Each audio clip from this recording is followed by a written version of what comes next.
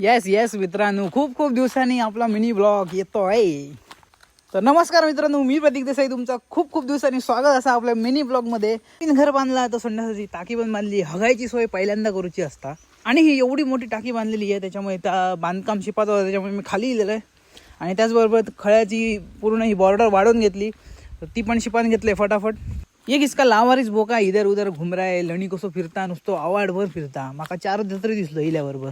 ही याची आपली आपण रील्स टाकली इंस्टावर, जाऊन फटाफट चेक करा. देखो ना गायज, क्या है ये गायज, देखो ना देखो ना देखो ना गायज.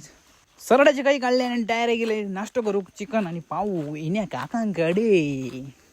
2 दिवसापूर्वी माझं बर्थडे झालं असो, माका दादान मस्तपैकी असं ट्रायपॉड असो गिफ्ट केलेलं आणि भारी एकदम. बॉक्स ओपन करूची एक्साइटमेंट होती आणि बघितले तर एकदम भारी असा ट्रायपॉड, एक नंबर छोटंसं आपण भारी आणि आपल्या ब्लॉगिंगसाठी यूज होतलोच.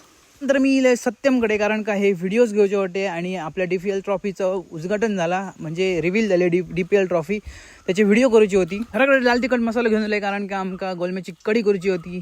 खूप दिवस झालेले गोलम्याची कढी खाऊन नाही होती आणि ती एकदम भारी झालेली ना, एक नंबर झालेली. मस्तपैकी गोलम्याची कढी आणि भेंड्याची भाजी, परफेक्ट कॉम्बिनेशन. दुपारचं जेवण परफेक्ट एकदम.